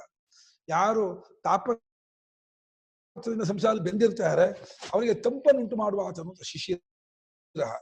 ಶರ್ವರೀಕರ ಅಂದ್ರೆ ಅವನೇ ರಾತ್ರಿಯನ್ನು ಕೂಡ ಅವನೇ ಉಂಟು ಮಾಡುವ ಆತನು. ಸಂಸಾರಿಣ ಆತ್ಮ ಶರ್ವರಿ ಇವ ಶರ್ವರಿ ಜ್ಞಾನಿನಾಂ ಪುನಃ ಸಂಸಾರ ಶರ್ವರಿ ಧಾಮ. ಹಾಗೆ ಮಾಡಿದ್ದಾರೆ. ಸಂಸಾರಿಗಳಿಗೆ ಪರಮಾತ್ಮನ ರಾತ್ರಿಯನ್ನಾಗಿ ಮಾಡಿದ್ದಾನೆ, ಜ್ಞಾನಿಗಳಿಗೆ ಸಂಸಾರವನ್ನು ರಾತ್ರಿಯಾಗಿ ಮಾಡಿದ್ದಾನೆ ಅಂತ ಅರ್ಥ ಮಾಡಿದ್ದಾರೆ. ಜ್ಞಾನಿಗಳಿಗೆ ಸಂಸಾರವೇ ರಾತ್ರಿ, ಪ್ರಾಕೃತರಿಗೆ ಲೌಕಿಕರಿಗೆ ಪರಮಾತ್ಮ ರಾತ್ರಿ, ಅವರೇ ಇದನ್ನ ಮಾಡಿರೋದು ಅಂತ ಮಾಡಿದ್ದಾರೆ. ಹಿಂಗೇನು ವಿಶೇಷ ಅರ್ಥ. ಶರ್ವರೀಕರ ಯಾನುಷಾ ಸರ್ವಭೂತಾನಾಂ ತಸ್ಯಾಮಿ. ಎಲ್ಲರಲ್ಲಿ ಎಲ್ಲರೂ ಮಲಗಿರ್ತಾರೋ ಅಂದ್ರೆ ಪರಮಾತ್ಮ ಮಲಗಿರ್ತಾರಲ್ಲ, ಅದು ರಾತ್ರಿ ಆಯಿತು. ಎಲ್ಲರೂ ಎಲ್ಲಿ ಎಚ್ಚರ ಇದ್ದಾರೋ ಇದು ಜ್ಞಾನಿಗೆ ಇದು ರಾತ್ರಿ ಆಯ್ತು ಅಂತ. ವ್ಯವಹಾರ ಜ್ಞಾನಿಗೆ ರಾತ್ರಿ, ಪರಮಾರ್ಥ ಅಜ್ಞಾನಿಗಳಿಗೆ ರಾತ್ರಿ. ಅದನ್ನು ಅವನೇ ಮಾಡಿದಾನೆ ಶರ್ವರೀಕರ ಅಂತ. ಯಾಕೆ ಅಲ್ಲಿಯವ್ರಿಗೆ ಹೋದ್ರಪ್ಪ? ರಾತ್ರಿಯನ್ನು ಉಂಟು ಮಾಡ್ತಾನೆ, ಭೂಮಿಯ ತಿರುಗುವ ಮೂಲಕವಾಗಿ ಸೂರ್ಯವನ್ನು ಮರೆ ಮಾಡಿ ಎಲ್ರಿಗೂ ರಾತ್ರಿ ಬೇಕಲ್ಲ. ರಾತ್ರಿ ಇಲ್ಲದೆ ಮನುಷ್ಯನಿಗೆ ಬದುಕಕ್ಕಾಗಲ್ಲ. ಯಾವತ್ತು ಹಗಲೇ ಇದ್ರೆ ಆಗೋದೇ ಇಲ್ಲ, ರಾತ್ರಿ ಬೇಕೇ ಬೇಕು. ರಾತ್ರಿ ಕಡಿಮೆ ಬೇಕಾ? ಯಾಕೆ? ಹಗಲು 8 ಗಂಟೆ ಹಗಲು, 16 ಗಂಟೆ ರಾತ್ರಿ. ಯಾಕೆ? ದಡ್ಡ ನಿದ್ರೆಯಲ್ಲಿರೋ ಆನಂದ ನಿಂಗೆ ಎಲ್ಲಿದೆ? ಯಾಕಾಗಲ್ಲ? ಫಾಸ್ಟ್ ರಾತ್ರಿ ಜಾಸ್ತಿ ಇರಬೇಕಲ್ಲಮ್ಮ. ಅವಾಗ ಹಗಲು ಜಾಸ್ತಿ ಆಗ್ಬಿಟ್ಟು ಯಾವಾಗ ಕೆಲಸ ಮಾಡ್ಕೊಂಡಿರ್ಬೇಕು. ಅಯ್ಯೋ ರಜೋಗುಣ ಜಾಸ್ತಿ ಆಗ್ಬಿಡುತ್ತ. ಮಾಡ್ಕೊಂಡಿದ್ದೆ ಜಮ್ಮ ಹಸಿವು ಗೊತ್ತಾಗಲ್ಲ, ಏನು ಗೊತ್ತಾಗಲ್ಲ, ಆರಾಮಾಗ ಬೇಗ ಹೆಚ್ಚಾಗ್ಬಿಡತ್ತೆ, ಬೇಗ ಬೆಳಕಾಗ್ಬಿಡತ್ತೆ. ಈ ಬೇಸಿಗೆಯಲ್ಲಿ ಅಯ್ಯೋ ಧಾವಂತಿ ಓಡ್ತಾ ಇರ್ಬೇಕು, ಲೇಟ್ ಆಯ್ತು 5 ಗಂಟೆಗಳು ಲೇಟ್ ಆಯ್ತು ಹೋಗ್ಬೇಕು. ಅಕ್ರೂರ ಪೇಶಲು ದಕ್ಷ, ಇದರಲ್ಲಿ 9 ಆಯ್ತು. ಇದರಲ್ಲಿ 60 ಕೊಂಡಿಲ್ಲಿ 9 ಇದು ನಾಮ. ಅಕ್ರೂರ ಪೇಶಲು ದಕ್ಷ, ಕ್ರೂರಃ ಪೇಶಲೋ ದಕ್ಷಃ, ದಕ್ಷಿಣಃ ಕ್ಷಮಿಣಾಂಬರಃ, ದಕ್ಷಿಣಃ ಕ್ಷಮಿಣಾಂಬರಃ, ವಿದ್ವತ್ತಮೋ ವೀತಭಯಃ, ವಿದ್ವತ್ತಮೋ ಭೀತಭಯಃ, ಪುಣ್ಯಶ್ರವಣ ಕೀರ್ತನಃ, ಪುಣ್ಯಶ್ರವಣಕೀರ್ತನಃ. ಅಕ್ರೂರಃ ಪೇಶಲೋ ದಕ್ಷೋ ದಕ್ಷಿಣಃ ಕ್ಷಮಿಣಾಂಬರಃ, ವಿದ್ವತ್ತಮೋ ಭೀತಭಯಃ ಪುಣ್ಯಶ್ರವಣಕೀರ್ತನಃ.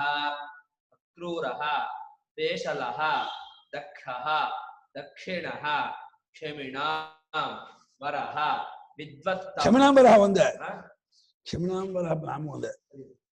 ವಿದ್ವತ್ತಮಃ ಭೀತಭಯಃ ಪುಣ್ಯಶ್ರವಣಕೀರ್ತನಃ. 8 ನಾಮ. ಕ್ರೂರನಲ್ಲದವನು ಅಕ್ರೂರನು, ಯಾರ ವಿಷಯಕ್ಕೂ ಕ್ರೂರನಲ್ಲ. ಎಲ್ಲರಿಗೂ ಪಾಪಿಗಳಿಗೆ ದುಃಖ ಕೊಟ್ಟರು ಅದು ಒಂದು ದಯೆ, ಬೇಗ ಅವರ ಪಾಪವನ್ನು ಸಹಿಸುವಂತೆ ಮಾಡ್ತಾನೆ. ಯಾರಿಗೆ ದುಃಖ ಕಷ್ಟ ಏನು ಬಂದ್ರು ಅವ್ರು ಮಾಡಿದಾದ ಪಾಪವನ್ನ ಬೇಗ ಕಳ್ಕೊಳ್ಳಿ ಅಂತ ಹೇಳ್ಬಿಟ್ಟು ದಯೆಯಿಂದ ಅದನ್ನು ಕೊಟ್ಟು ಪರಿಹಾರ ಮಾಡ್ತಾನೆ. ಪಾಪ ಇಲ್ಲದೆ ಹೋದಾಗ ಬರ್ತಿರ್ಲಿಲ್ಲ ನಮಗೆ. ಆದ್ದರಿಂದ ಅವನು ಅಕ್ರೂರನೇ, ಎಲ್ಲರ ವಿಷಯಕ್ಕೂ ಅಕ್ರೂರನು. ಮತ್ತು ಪೇಶಲ ಹಾಗೆ ಬಹಳ ನುಣುಪಾದವನು, ಮೃದುವಾದವು, ಕೋಮಲನು ಅಂತ ಅರ್ಥ. ಪೇಶಲ ಅಂದ್ರೆ ನುಣುಪು, ಮೃದು, ಕೋಮಲ ಅಂತ ಅರ್ಥ. ಅತ್ಯಂತ ಸುಂದರನು, ಕೋಮಲನು ಅಂತ ಅರ್ಥ. ದಕ್ಷ ಅಂದ್ರೆ ಏನ್ ಬೇಕು ಮಾಡಬೇಕು ಸಮರ್ಥನು ಅಂತ. ದಕ್ಷ ಯಾವುದಕ್ಕೆ ಬೇಕಾದ್ರೂ ಅವನು ಅಡ್ಯ. ದಕ್ಷಿಣ ಹಾನಿಗೆ ಅನೇಕ ಅರ್ಥ ಮಾಡಿದ್ದಾರೆ. ಭಯ ವೃಷ್ಟಿಯನ್ನು ಸುಸಲಾಗಿ ಭಗವಂತ ಗೋವುಗಳನ್ನು ಎತ್ತಿಡು, ಗೋವುಗಳು ಗೋಪಾಲಗಳನ್ನು ಆಗ ಹಿಂದಿನ ಆಶೆಗಳು ಸೈಡನಾಮಗಳನ್ನು ಸಂಪಡಿಸಿದ ಭಗವಂತ ಇದಿಲ್ಲ. ದಕ್ಷಿಣ ಕ್ಷಮಿಣಾಂಬರಃ,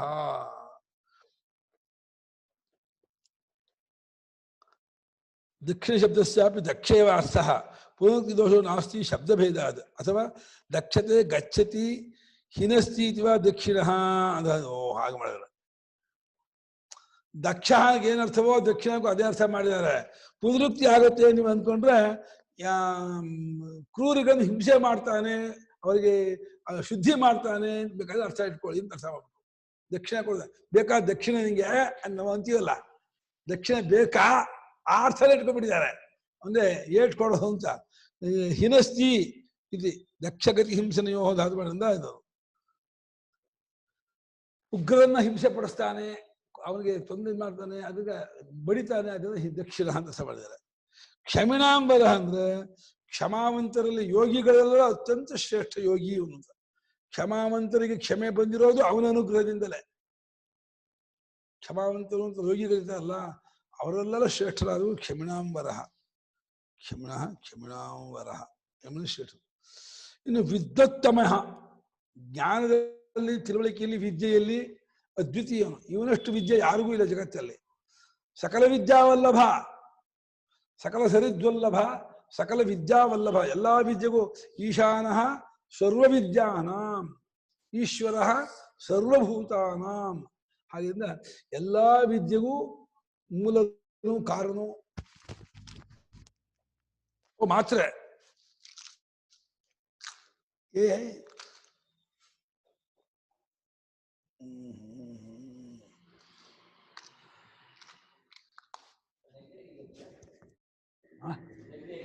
ಸ್ವಲ್ಪ ಯಾಕೆ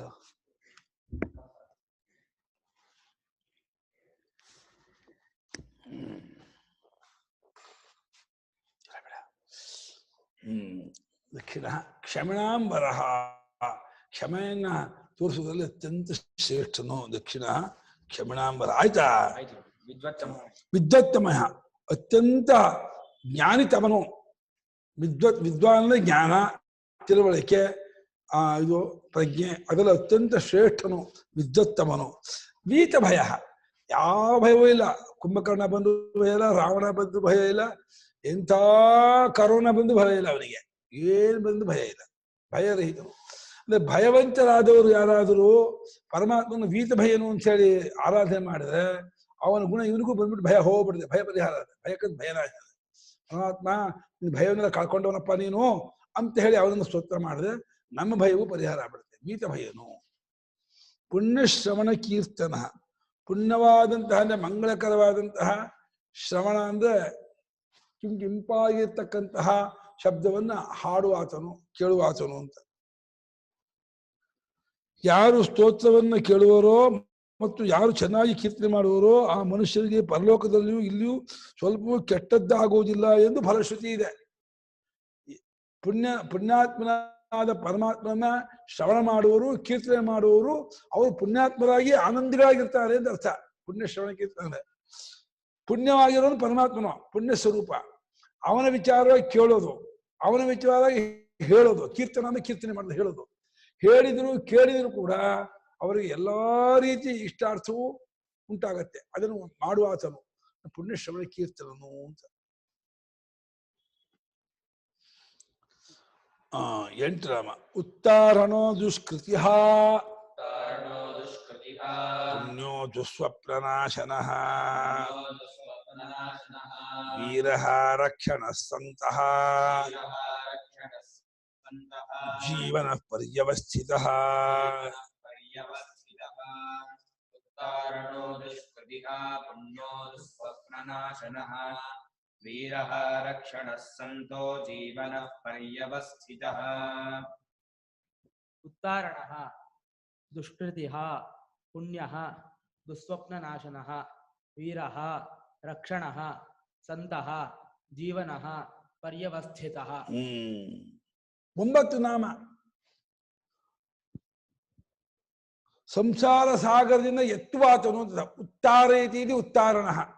ಯಾರು ಸಂಸಾರ ಸಾಗರ ಮುಳುಗಿದಾರೋ, ಕಷ್ಟದಲ್ಲಿ ದುಃಖದಲ್ಲಿ ಮುಳುಗಿದಾರೋ ಅವನನ್ನು ಮೇಲಕ್ಕೆ ಎತ್ತುವನಾದ್ದರಿಂದ ಅವನು ಉತ್ತಾರಯತಿ ಉತ್ತಾರಣ, ಮೇಲಕ್ಕೆ ಎತ್ತುವಾತನು, ಕಷ್ಟದಿಂದ ಪಾರು ಮಾಡುವಾತನು, ಎಲ್ಲ ಅನರ್ಥವನ್ನು ಪರಿಹಾರ ಮಾಡುವಾತನು ಅಂತ ಅರ್ಥ ಉತ್ತಾರಣ.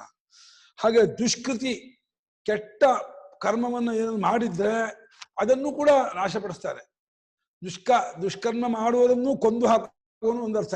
ಕೆಟ್ಟ ಕರ್ಮ ಮಾಡುವವರು ಯಾರಿದ್ದಾರೆ ಅವರನ್ನು ಸಂಹಾರ ಮಾಡ್ತಾರೆ ಅಂತ ಒಂದರ್ಥ. ಆದ್ರೆ ದುಷ್ಕೃತಿ ನಮ್ಮಲ್ಲಿ ಏನಿದೆ, ಕೆಟ್ಟ ಕೆಲಸ ಇದೆ, ಅದನ್ನು ಪರಿಹಾರ ಮಾಡ್ತಾರೆ. ಅವನನ್ನು ನೆನೆಸ್ಕೊಂಡ್ರೆ, ಅವನನ್ನು ಪೂಜೆ ಆರಾಧನೆ ಜಪ ಹೋಮ ಸ್ತೋತ್ರ ಮಾಡಿದರೆ ನಮ್ಮ ಎಲ್ಲಾ ದುಷ್ಕೃತಿಯು ಪಾಪವು ನಾಶವಾಗತ್ತೆ. ದುಷ್ಕೃತಿಯ ಪಾಪ ಅಂತ ಅದನ್ನ ಕೊಂದು ಹಾಕುವನು, ಪಾಪ ಪರಿಹಾರಕನು ಅಂತ. ಅಷ್ಟೇ ಅಲ್ಲ, ಪುಣ್ಯ ಸ್ವರೂಪನು, ಯಾವಾಗಲೂ ಪುಣ್ಯಮೂರ್ತಿಯವನು, ಪುಣ್ಯ ಸ್ವರೂಪನು, ಪುಣ್ಯಮೂರ್ತಿ ಆಗಿರ್ತಕ್ಕವನು, ಸಮಸ್ತ ವೇದೋಕ್ತವಾದ ಕರ್ಮ ಉಪಾಸನೆ ಎಲ್ಲದರ ಫಲರೂಪನ ಇದ್ದಾನೆ, ಪುಣ್ಯ ಸ್ವರೂಪನ ಇದ್ದಾನೆ. ದುಸ್ವಪ್ನ ನಾಶನ, ಯಾರೆಲ್ಲ ತುಂಬಾ ದಿನ ಕೆಟ್ಟ ಕನಸು ಬರ್ತಾ ಇದ್ರೆ ಈ ಪರಮಾತ್ಮನ ದಿನ ವಿಷ್ಣು ಸಹಸ್ರನಾಮ ಪಾರಾಯಣ ಮಾಡ್ಕೊಂಡು ಮಲ್ಕೊಂಡ್ರೆ ಅವ್ರಿಗೆ ದುಸ್ವಪ್ನ ಬರಲ್ಲ. ಆಮೇಲೆ ರಾಮಂ ಸ್ಕಂದಂ ಹನುಮಂತಂ ವೈನ ತೇಜಂ ಮೃಗೋದರಂ ಶಯನೇ ಸ್ಪರೇ ನಿತ್ಯಂ ದುಸ್ವಪ್ನಂ ತಸ್ಯ ನಶ್ಯತಿ ಅಂತ ಮನುವಾಗ ಇವ್ರಿಗೆ ಜ್ಞಾಪಿಸ್ಕೊಂಡು ಮಲ್ಕೊಂಡ್ಬಿಟ್ರೆ ಕೆಟ್ಟ ಕನಸು ಬರಲ್ಲ ಅಂತ. ಇನ್ನೊಂದು ಶ್ಲೋಕ ಹೇಳ್ತಿದ್ರು ನಮ್ಮ ತಂದೆಯವರು, ಇನ್ನೊಂದು ಇದೆ ಅಂತ ರಾಮಸ್ಕರ ಇದೊಂದು ದುಸ್ವಪ್ನ ಪರಿಹಾರಕ್ಕೆ ಇದೆಲ್ಲ ಒಂದಿದೆ.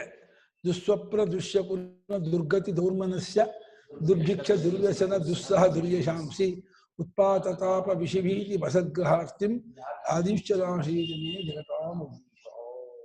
ಅದನ್ನ ಹೇಳ್ಕೊಂಡು ದುಸ್ವಪ್ನ ಪರಿಹಾರ ಬರುತ್ತೆ. ದುಸ್ವಪ್ನ ಒಂದು ಕನಸು ಬರಲ್ವಾ? ಬರುತ್ತಾ?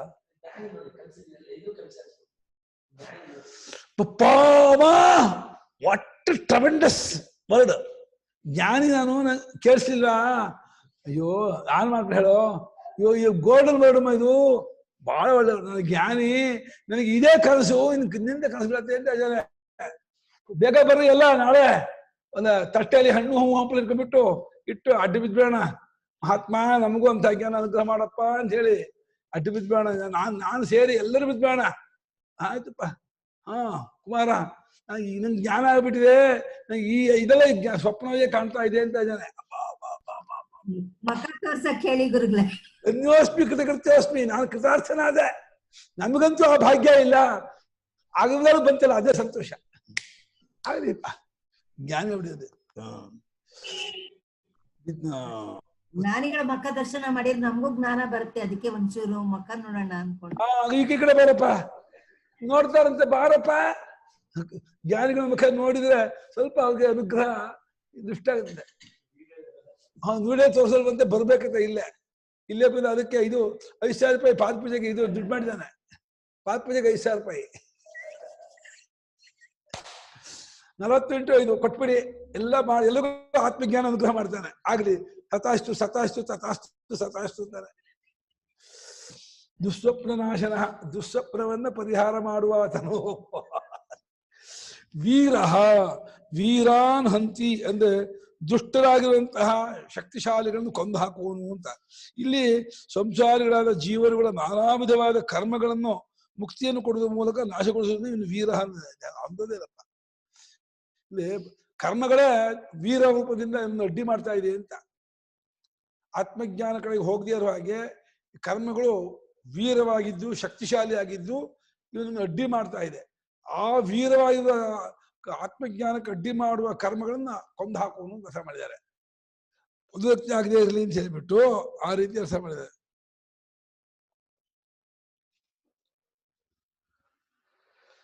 ವೀರ ಏನಾಗಿದೆ, ಕೆಲವು ಬಹಳ ವಿಶೇಷ ಅರ್ಥ ಇರೋದು, ಅದು ಅವ್ರಿಗೆ ಮಾತ್ರ ಹೊಳೆಯುವಂತ ಅರ್ಥ. ವ್ಯಾಕರಣದಲ್ಲಿ ಸೂತ್ರ ಸಂಸ್ಥೆಯಲ್ಲಿ ಇರಬೇಕಾಗಿಲ್ಲ, ಅದು ಅವರಿಗೆ ಎಲ್ಲೋ ಇದೆಲ್ಲ ಹೊಳೆದ ಅರ್ಥ ಅದನ್ನು ಬರ್ದಿರ್ತಾರೆ. ವೀರ ರಕ್ಷಣ ಸತ್ವಂ ಗುಣಮಧಿಷ್ಠ ಜಗತ್ ಸ್ವಯಂ ರಕ್ಷನ್ ರಕ್ಷಣ ನಂದ್ಯಾದಿತ್ಯ. ರಕ್ಷಣ ಅಂದ್ರೆ ಸತ್ವಗುಣವನ್ನು ಆಶ್ರಯಿಸಿಕೊಂಡು ಎಲ್ಲರನ್ನು ಕಾಪಾಡುತ್ತಾನೆ, ಅದನ್ನೇ ರಕ್ಷಣ ಅಂತಂದ. ಜಗತ್ರಯವನ್ನೇ ಮೂಲೋಕವನ್ನೇ ಕಾಪಾಡುತ್ತಾನೆ, ಅದನ್ನ ರಕ್ಷಣ. ಜೀವನ ರಕ್ಷಣ. ಆಮೇಲೆ ಸಂತಹ, ಸಂತಹ ಅಂದ್ರೆ ವಿದ್ಯಾ ವಿನಯ ಶ್ರದ್ಧೆ ಭಕ್ತಿ ಸೇವೆ ಮುಂತಾದ ಸಾಧನೆಗಳಿಂದ ಸತ್ಪುರುಷರು ಧರ್ಮ ಮಾರ್ಗದರ್ಶಕರಾಗಿರ್ತಾರೆ. ಅವರುಗಳ ಆಚರಣೆ ಚಿಂತನೆ ಚೆನ್ನಾಗಿ ವೃದ್ಧಿಗೊಳಿಸಿ ಕೃತಾರ್ಥನಾಗಿ ಮಾಡಲು ಭಗವಂತನೇ ಸಂತ ರೂಪದಿಂದಲೂ ಇರುತ್ತಾನಾದ್ದರಿಂದ ಪುರಾಣ ಬರೆದ್ಬಿಡಿಯಾರೆ ಕಣ್ರಿ. ಸಂತ ಅಂದ್ರೆ ಸತ್ಪುರುಷನು ಅಂದ್ರೆ ಸಾಕಪ್ಪ, ಅವನೇ ಮಹಾತ್ಮ ಸತ್ಪುರುಷನು ಅಂತ. ಈ ನಮ್ಮ ಇವರೊಬ್ರು ಸರೋಜಿನಿ ಮಹಿಷಿ ಅಂತ ಅಂದ್ರೆ ಸತ್ಪುರುಷನು ಮಹಾತ್ಮನು ಅಂತ ಅರ್ಥ.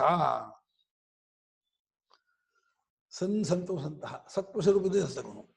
ಜೀವನ ನಮ್ಗೆ ಬದುಕಿಗೆ ಕಾರಣ. ಜೀವನ ಅಂದ್ರೆ ನೀರಿಗೂ ಜೀವನ ಅಂತಾರೆ, ಬದುಕಿಗೆ ಸಾಧನವಾದ ನೀರು.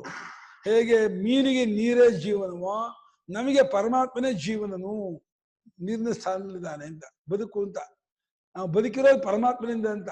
ಇನ್ ಯಾವ ಗಾಳಿಯಿಂದಲೂ ಅಲ್ಲ, ಪ್ರಾಣಾಪಾನಾದಿಗಳಿಂದಲ್ಲ, ಪರಮಾತ್ಮಂದೇ ನಾವು ಬದುಕಿರೋರು ಅನ್ನೋ ಜೀವನ. ಪರಿ ಅವಸ್ಥಿತ, ಪರಿಯನ್ನು ಎಲ್ಲಾ ಕಡೆಯೂ ಇದ್ಕೊಂಡಿದ್ದಾನೆ, ಅವಸ್ಥಿತ ಇದ್ದಾನೆ. ಅವನು ಹಿಂದೆ ಇರೋ ಜಾಗವೇ ಇಲ್ಲ. ಸಮಂತ ಎಲ್ಲಾ ಲೋಕದಲ್ಲೂ ಎಲ್ಲಾ ಕಾಲದಲ್ಲೂ ಎಲ್ಲಾ ವಸ್ತುವಿನಲ್ಲೂ ಎಲ್ಲರ ಮನೆಯಲ್ಲೂ ಎಲ್ಲರ ಹೃದಯದಲ್ಲೂ ಇದ್ದಾನೆ. ಪರ್ಯವಸ್ಥಿತ ಎಲ್ಲೆಲ್ಲೂ ಇರತಕ್ಕವನು ಅಂತ ಅರ್ಥ. ಜೀವನ ಪರ್ಯವಸ್ಥಿತ, ವ್ಯಾಪಿಸಿಕೊಂಡಿರುವಾತನು. ಅನಂತ ರೂಪೋ ಅನಂತ ಶ್ರೀ ಜಿತಮನ್ಯುರ್ಭಯಾಪಹ ಚತುರಶ್ರೋ ಗಭೀರಾತ್ಮ ವಿದಿಶೋ ವ್ಯಾದಿಶೋ ದಿಶಃ. ಅನಂತರೂಪೋऽನಂತಶ್ರೀರ್ಜಿತಮನ್ಯುರ್ಭಯಾಪಹಃ ಚತುರಶ್ರೋ ಗಭೀರಾತ್ಮ ವಿದಿಶೋ ವ್ಯಾದಿಶೋ ದಿಶಃ.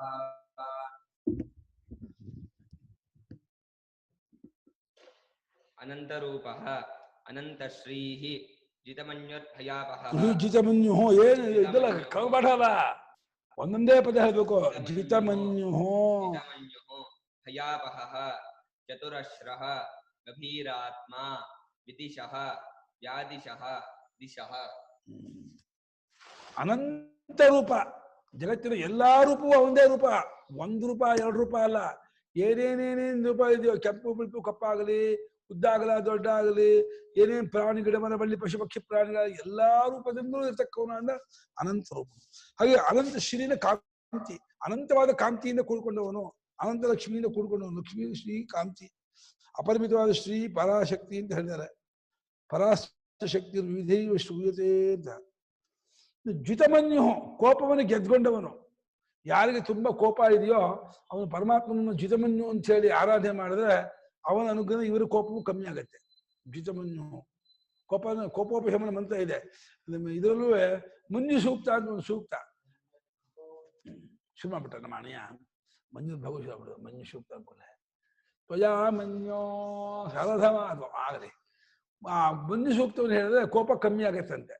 ಪರಮಾತ್ಮನ ಜ್ಞಾಪಿಸ್ಕೊಂಡ್ರೆ ಸಾಕು ಕೋಪ ಕಮ್ಮಿ ಆಗ್ಬಿಡುತ್ತೆ. ಜಿತಮನ್ಯು ಅವನು ಎಲ್ಲ ಕೋಪವನ್ನು ಗೆದ್ಕೊಂಡು ಅವನು ಜಿತಮನ್ಯು. ಅಷ್ಟೇ ಭಯಾಪಹ ಎಲ್ಲ ಭಯವನ್ನು ಪರಿಹಾರ ಮಾಡ್ತಾನೆ. ಯಾರಿಗಾರು ಏನಾದ್ರು ತುಂಬಾ ಸೀರಿಯಸ್ ಹೋಗ್ಬಿಟ್ರೆ ಕೈಕಾಲು ನಡುಗಿ ಶುರು ಆಗ್ಬಿಡುತ್ತಲ್ಲ, ಅವಾಗ ಏನ್ ಮಾಡ್ಬೇಕು? ವಿಶ್ವಾಸ ಹೇಳ್ಬಿಡಿ, ಭಯ ಪರಿಹಾರ ಆಗುತ್ತೆ. ತಮ್ಮ ಆತ್ಮೀಯರಿಗೆ ಅತ್ಯಂತ ಬೇಕಾದವರಿಗೆ ತುಂಬಾ ಹುಷಾರಿಲ್ಲ ಸೀರಿಯಸ್ ಹೋಗ್ಬಿಟ್ರೆ ಭಯ ಆಗ್ಬಿಡುತ್ತೆ. ಅವಾಗ ಆ ಭಯಕ್ಕೆ ಏನ್ ಮಾಡ್ಬೇಕು ತೋರ್ಸೋದಿಲ್ಲ. ಅರ್ಧ ಗಂಟೆಗೆ ಕೈಕಾಲು ತಕ್ಕ ಹೋಗ್ತಾ ಇರ್ತಾರೆ, ಪ್ರತಿ ಅರ್ಧ ಗಂಟೆಗೂ ಬಸ್ಸಿನ ಹೋಗ್ತಿರ್ತಾರೆ ಆ ಭಯಕ್ಕೆ. ಆದ್ರಿಂದ ಅಂಥ ಟೈಮ್ನಲ್ಲಿ ಭಗವಂತ ಭಯಾಪಹನು ಅಂತೇಳಿ ಪರಮಾತ್ಮನ ಜ್ಞಾಪಿಸ್ಕೊಂಡು ಪರಮಾತ್ಮನ ಧ್ಯಾನದಲ್ಲಿ ಬಿಟ್ರೆ ಎಲ್ಲ ಭಯವೂ ಪರಿಹಾರ. ಚತುರಶ್ರ ಚೌಕ ಅಂತ ಅರ್ಥ. ಚತುರಸ್ರ ಅಂದ್ರೆ ಚೌಕ ಅನ್ನೋದು 4 ಸಮ. ಎಲ್ಲಾ ಕಡೆಯಲ್ಲಿ ಎಲ್ಲರಿಗೂ ಸಮನಾಗಿದ್ದಾನೆ ಅಂತ ಅರ್ಥ. ಅವನು ಚೌಕ ಹೇಗೆ ಎಲ್ಲಾ ಇದು ಸಮವಾಗಿದೆಯೋ ಹಾಗೆ ಚತುರಶ್ರ ಅಂದ್ರೆ ಎಲ್ಲರಿಗೂ ಸಮವಾಗಿದ್ದಾನೆ ಅಂತ ಸರ್ವ ಸಮಾನ ಅರ್ಥದಲ್ಲಿ ಇದ್ದಾನೆ. ಚತುರಶ್ರ ಕರ್ಮ ಕೊಡ್ತಾನೆ. ಗಭೀರ ಆತ್ಮನ ಬಹಳ ಆಳ, ಇವನ ಸ್ವರೂಪ ಇಳ್ಕೊಳ್ಳೋಕೆ ಆಗಲ್ಲ. ಬಹಳ ಹೇಗೆ ಆಳವಾದ ಸಮುದ್ರಕ್ಕೆ ಹೋಗಕ್ಕಾಗಲ್ವೋ, ಗಭೀರವಾದ ಆತ್ಮನ ಬಹಳ ಆಳ ಬುದ್ಧಿಯನ್ನು ದಾಟಿ ಹೃದಯವನ್ನು ದಾಟಿ ಹೋಗ್ಬೇಕು. ಬಹಳ ಕಷ್ಟ. ಗಭೀರ ಆಳದಲ್ಲಿ ಮುಳುಗಿದಾಗ ಸಿಕ್ಕವನು. ಹೃದಯದಲ್ಲಿ ಯಾರು ಮುಳುಗ್ತಾರೋ ಅವರು ಸಿಗುವಂಥವನು ಗಭೀರಾತ್ಮ ಅಂತ. ಬಹಳ ಗಹನಾತ್ಮ ಗಭೀರಾತ್ಮ. ವಿದಿಶಃ ಉಪದಿಕ್ಕು ಅಂತ ಪೂರ್ವ ದಕ್ಷಿಣ ಪಶ್ಚಿಮ ಉತ್ತರ ದಿಕ್ಕುಗಳು. ವಿದಿಕ್ಕು ಅಂದ್ರೆ ಆಗ್ನೇಯ ನೈಋತ್ಯ ವಾಯುವ್ಯ ಈಶಾನ್ಯ ಇಲ್ಲ. ಆ ರೂಪದಿಂದಲೂ ಅವನೇ ಇರುವನು ಅಂತ ಅರ್ಥ. ವಿದಿಶಃ ವ್ಯಾದಿಶಃ ದಿಶಃ. ವ್ಯಾದೇಶನ ಉಪದೇಶ ಮಾಡುವಾಗನು ಅವನೇ, ದಿಕ್ಕೃಪನು ಅವನೇ. ವ್ಯಾದಿಶ ಅಂದ್ರೆ ಅಡ್ಡಲಾದ ದಿಕ್ಕು ಅಂತ ಅರ್ಥ ಮಾಡ್ಬೋದು. ವಿದಿಕ್ಕು ಅಂದ್ರೆ ಆಗ್ನೇಯ ನೈಋತ್ಯ ವಾಯುವ್ಯ ಈಶಾನ್ಯ. ವ್ಯಾದಿಶ ಅಂದ್ರೆ ಊರ್ಧ್ವ ಅಧಃ. ದಿಶಾ ಅಂದ್ರೆ ಪೂರ್ವ ದಕ್ಷಿಣ ಪಶ್ಚಿಮ ಉತ್ತರ. ಹೀಗೆ ವಿದಿಶೋ ವ್ಯಾದಿಶೋ ದಿಶಃ.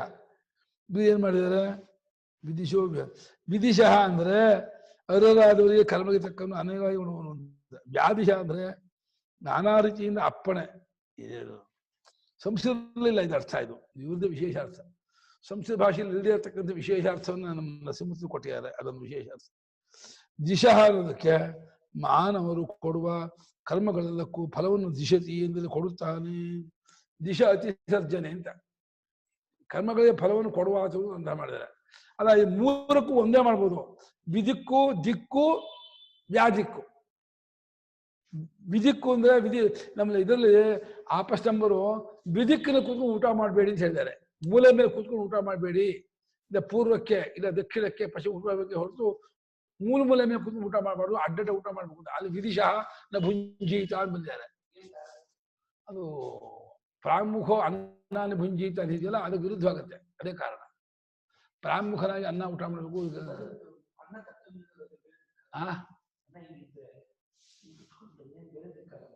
ತಪ್ಪದು, ಮಾಡಬಾರ್ದು. ಕರೆಕ್ಟಾಗಿ ದಿಕ್ಕಿಗೆ ಕೂತ್ಕೋಬೇಕು. ಪೂರ್ವಕ್ಕೆ ಇಲ್ಲ ದಕ್ಷಿಣಕ್ಕೆ ಎಲ್ಲದಕ್ಕೂ ಹೋಗ್ಬೋದು. ಆಮೇಲೆ ವಿದಿಕ್ಕದ ಮಾತ್ರ ಊಟ ಮಾಡಬಾರ್ದು ಅಂತ. ದಿಕ್ಕು ಅಂತಂದ್ರೆ ಪೂರ್ವಾದಿ ದಿಕ್ಕು. ವಿದಿಕ್ಕು ಅಂದ್ರೆ ವಿದಿಕ್ಕು ಅಂದ್ರೆ ಆಗ್ನೇಯ ನೈಋತ್ಯ. ವ್ಯಾಧಿಕ ಅಂತಂದ್ರೆ ಇದು ಅಡ್ಡಲಾದ ದಿಕ್ಕು, ಅದು ಊರ್ಧ್ವ ದಿಕ್ಕು ಅಂತ ಮಾಡ್ಕೋಬೇಕು ಅಷ್ಟೇ. ವ್ಯಾಧಿಶಃ ಏನು ಬೇರೆ ಬೇರೆ ಮಾಡ್ಬಿಟ್ಟಿದ್ದಾರೆ. ವ್ಯಾಧಿಶಃನಿಗೆ ವಿವಿಧಾನಿ ಫಲಾನಿ ಅಧಿಕಾರಿಭ್ಯೋ ವಿಶೇಷಣೇನ ದಿಶತಿ ವಿದಿಶಃ. ಅಧಿಕಾರಿಗಳಿಗೆ ಬೇರೆ ಬೇರೆ ಫಲ ಕೊಡೋರಾದ್ರಿಂದ ವಿದಿಶಃ ಅಂತ ಅರ್ಥ ಮಾಡಿದ್ದಾರೆ. ಆಮೇಲೆ ಶಕ್ರಾದೀನ ವಿವಿಧ ಆಜ್ಞಾಂ ಕುರ್ವನ್ ವ್ಯಾಧಿಶಃ. ಇಂದಾದಿಗಳಿಗೆ ಬೇರೆ ಬೇರೆ ಆಜ್ಞೆಯನ್ನು ಮಾಡ್ತಾ ಇರೋದನ್ನ ಅವನು ವ್ಯಾಧಿಶನು ಅಂತ ಮಾಡಿದ್ದಾರೆ. ಸಮಸ್ತಾನ ಕರ್ಮಣ ಫಲ ದಿಶನ್ ವೇದಾತ್ಮನ ದಿಶಃ. ಹಾಗೂ ಇಟ್ಕೋಬಹುದು. ಇವಾಗ ವೇದಾತ್ಮ ರೂಪದಿಂದ ಫಲವನ್ನು ಕೊಡುವನು ವಿದಿಶಃ. ಶಕ್ರಾದಿಗಳ ವಿವಿಧ ಆಜ್ಞೆ ಮಾಡುವನು ವ್ಯಾಧಿಶ. ಅಧಿಕಾರಿಗಳು ವಿಶೇಷವನ್ನು ಫಲ ಕೊಡುವನು ವಿದಿಶಃ. ಹಾಗೂ ಆಗ್ಬೋದು. ದಿಶೋ ವ್ಯಾಧಿಶೋ ದಿಶಃ. ಅನಾದಿರ್ಭೂರ್ಭುವೋ ಲಕ್ಷ್ಮೀ लक्ष्मीः वीरो रुचिरांगदः वीरो रुचिरांगदः जननो जन जन्मादिः जननो जनजन्मादिः भीमो भीम पराक्रमः भीमो भीमपराक्रमः अनादिर्भूर्भुवो लक्ष्मीः सुवीरो रुचिरांगदः जननो जनजन्मादिर्भीमो भीमपराक्रमः अनादिः भूर्भुवः लक्ष्मीः सुवीरः रुचिरांगदः जननः जनजन्मादिः भीमः भीमपराक्रमः ಅನಾದಿಯು ಇವನಿಗೆ ಕಾರಣವಿಲ್ಲವಾದ್ದರಿಂದ ಸರ್ವಕ್ಕೂ ಕಾರಣ ಆದ್ದರಿಂದ ಇವನು ಅನಾದಿಯು ಭೂಹು ಭುವಃ ಸುವಹ ಅಂದ್ರೆ ವ್ಯಾಹೃತಿ ರೂಪದವನು ಇವನೇ ಅಂತ ಭೂಹು ಭೂಮಿ ಸುವಹ ಅಂದ್ರೆ ಸ್ವರ್ಗ ಭುವಃ ಅಂತರಿಕ್ಷ ಅದು ಮಾಡ್ಕೊಳ್ಳಿ ಲಕ್ಷ್ಮೀ ಕಾಂತಿಯುಕ್ತನು ಲಕ್ಷ್ಮೀ ಸಹಿತನು ಲಕ್ಷ್ಮೀವಂತನು ಐಶ್ವರ್ಯವಂತನು ಅಂತ ಅರ್ಥ ಮಾಡ್ಬೋದು ಸುವೀರ ಬಹಳ ಅತ್ಯಂತ ಪರಾಕ್ರಮಶಾಲಿನು ಸುಷ್ಠು ವೀರ ಸುತರಾಂ ವೀರ ಸುವೀರ ರುಚಿರವಾದ ಅಂಗದ ಅಂದ್ರೆ ಅಂಗದಲ್ಲಿರುವಂತಹ ಕಾಂತಿಯುಕ್ತವಾಗಿರ್ತಕ್ಕಂತಹ ಕಲ್ಯಾಣವಾದ ಅಂಗದೇ ಯಸ್ಯೇತಿ ರುಚಿರಾಂಗದ ಅಂಗದ ಅಂದ್ರೆ ಭುಜಕೀರ್ತಿಗಳು ಮಾಡಿಬಿಡಿದ್ದಾರೆ ಕೇಯೂರ ಮಕರ ಇದು ಸುಂದರವಾದ ಅಂದ್ರೆ ಕಲ್ಯಾಣವನ್ನುಂಟು ಮಾಡುವ ಕೇಯೂರ ಭುಜಕೀರ್ತಿ ಉಳ್ಳವನು ಯಾವನವನು ರುಚಿರಾಂಗದನು ಅಂತ ಅಂಗದ ಅಂದ್ರೆ ಅಂಗಕ್ಕೆ ಹಾಕುವಂತಹ ಇದು ಕೇಯೂರ ಕುಂಡಲ ಇದನ್ನು ಉಳ್ಳವನು ಅರ್ಥ ಮಾಡಿದ್ದಾರೆ ಕರವಾದ ಕೇಯೂರ ಭುಜ ಕೀರ್ತಿಗಳುಳ್ಳವನು ಯಾವನೋ ಅವನು ರುಚಿರಾಂಗದನು ಅಂತ ಸುವೀರನು ಅಂದ್ರೆ ವಿವಿಧವಾದಂತಹ ಮತ್ಸ್ಯಕೂರ್ಮಾದಿ ರೂಪಗಳನ್ನು ಹೊಂದಿದವನು ಅಂತ ಅರ್ಥ ಮಾಡಿದ್ದಾರೆ ಸುವೀರ ಶಬ್ದಕ್ಕರ್ಥ ಮತ್ಸ್ಯಕೂರ್ಮಾದಿ ವರಾಹ ರೂಪವನ್ನು ಹೊಂದಿದವನು ಶಬ್ದಾರ್ಥ ಆಗಲ್ಲ ಸುವೀರ ಅಂದ್ರೆ ಸುಷ್ಟು ವೀರ ಸುವೀರ ಸುತರಾಂ ವೀರ ಸುವೀರ ಬೇಗ ಅರ್ಥವಾಗೋದು ವಿಧ ವಿಧವಾಗಿ ಮತ್ಸ್ಯಕೂರ್ಮಾದಿ ರೂಪಗಳನ್ನು ಹೊಂದಿರ್ತಕ್ಕವನು ಅಂತ ಅರ್ಥ ಮಾಡಿದ್ದಾರೆ ಇದು ವಿಶೇಷ ಅರ್ಥ ಯಾವತ್ತು ಶಬ್ದ ಕೇಳ್ಕೊಳ್ಳೆ ಏನ್ ಅರ್ಥ ಆಗತ್ತೋ ಅದು ಮುಖ್ಯಾರ್ಥ ಲಕ್ಷ್ಯಾರ್ಥ ವಿಶೇಷಾರ್ಥ ವ್ಯಂಗ್ಯಾರ್ಥ ಧ್ವನ್ಯರ್ಥ ಇದೆಯಲ್ಲ ಅದೆಲ್ಲ ಅನುಸಂಧಾನ ಮಾಡೋಕ್ಕಾಗಲ್ಲ ಅನುಸಂಧಾನ ಮಾಡೋಕ್ಕೆ ಉಚ್ಚಾರಣೆ ಮಾಡಿಕೊಳ್ಳಿ ಯಾವ ಅರ್ಥ ಜ್ಞಾಪಕ ಆಗತ್ತೋ ಅದನ್ನು ಅನುಸಂಧಾನ ಮಾಡ್ಬೋದು ಸುವೀರನು ಒಳ್ಳೆ ವೀರನಾಗಿರ್ತಕ್ಕವನು ರುಚಿರವಾದಂತಹ ಶೋಭಾಯಮಾನವಾದಂತಹ ಆಭರಣಗಳನ್ನು ಹೊಂದಿದಂತಹ ಅಂಗವುಳ್ಳವನು ಆಪ್ಯಾಯಮಾನವಾದ ಶೋಭಾಯಮಾನವಾದಂತಹ ಆಭರಣಗಳನ್ನು ಕೂಡಿದ ಅಂಗವನ್ನು ಹೊಂದಿರತಕ್ಕವನು ಇನ್ನು ಜನನಃ ಜಂತೂನ್ ಜನಯತೀತಿ ಜನನಃ ಜಂತುವನ್ನು ಸೃಷ್ಟಿ ಮಾಡುತ್ತಾನ ಅದನ್ನು ಅವನು ಜನನಂತೆ ಜನಸ್ಯ ಜನಿಮತಃ ಉದ್ಭವ ಜನ್ಮಾದಿ ಜನನೋ ಜನಜನ್ಮಾದಿ ಅಲ್ವಾ ಜನಜನ್ಮಾದಿ ಜನರ ಜನ್ಮವೇ ಮುಂತಾದವಳು ಜನರ ಅಂದ್ರೆ ಮನುಷ್ಯರ ಜನ್ಮ ಆದಿಯಿಂದ ಜನ್ಮ ಸ್ಥಿತಿ ಭಂಗ ಆರು ಜನನ ಅಂದ್ರೆ ಉಂಟು ಮಾಡುವಾತನು ಅಂತ ಅಂದ್ರೆ ಜನಜನ್ಮ ಅಂದ್ರೆ ಜನ್ಮವನ್ನುಳ್ಳಂತಹ ಮನುಷ್ಯರಿಗೆ ಮೂಲ ಕಾರಣನು ಅಂತ ಅರ್ಥ ಮೂಲ ಕಾರಣವಾಗಿರ್ತಕ್ಕವರು ಜನಜನ್ಮ ಅಂತ ಅರ್ಥ ಮಾಡಿದ್ದಾರೆ ಜನ್ಮಾಧಿ ಭೀಮ ಭಯಕ್ಕೆ ಕಾರಣ ಆಗಿರೋದ್ರಿಂದ ಭೀಮನು ಎಲ್ಲರನ್ನು ಹೆದರಿಸುವಾತನಾದ ಅವನು ಭೀಮನು ಭೀಮ ಪರಾಕ್ರಮ ಭೀಮೋ ಭೀಮ ಪರಾಕ್ರಮ ಅಸುರ ಮುಂತಾದವರ ಪರಾಕ್ರಮವೂ ಇವನ ಪರಾಕ್ರಮವೇ ಅವರ ಪರಾಕ್ರಮವೂ ಇವನ ಪರಾಕ್ರಮದಿಂದ ಏನೂ ಅಲ್ಲ ಅಸುರರ ಪರಾಕ್ರಮವೇನಿದೆ ಆ ಪರಾಕ್ರಮವೂ ಇವನದೇ ಒಂದು ಅವ್ರು ಭಯಂಕರ ಪರಾಕ್ರಮ ಅಂತ ಅವರ ಪರಾಕ್ರಮಕ್ಕಿದ್ದು ಭಯಂಕರ ಪರಾಕ್ರಮ ಉಳ್ಳವನು ಪರಮಾತ್ಮ ಭೀಮ ಪರಾಕ್ರಮ ಭಯಂಕರವಾದ ಪರಾಕ್ರಮವನ್ನು ಕೂಡ್ಕೊಂಡವನು ಸಾಮರ್ಥ್ಯ ಕೂಡ್ಕೊಂಡವನು ಶಕ್ತಿಶಾಲಿ ಆಗಿರ್ತಕ್ಕವನು ಅಂತ ಅರ್ಥ ಭೀಮ ಭೀಮ ಪರಾಕ್ರಮ ಭಯಂಕರನು ಭಯಂಕರ ಪರಾಕ್ರಮವನ್ನು ಹೊಂದಿರ್ತಕ್ಕವನು ಅಂತೂ ಎರಡು ಸೇರಿಸ್ಕೋಬಹುದು ಭೀಮು ಭೀಮ ಪರಾಕ್ರಮ ಅಂತ ಆಧಾರ ನಿಲಯೋಧಾತ ನಾಳೆ ಮುಗಿಯತಮ್ಮ ನಾಳೆ ಮುಗಿಸ್ಬೋಣ 8 ಗಂಟೆ ಆಯ್ತು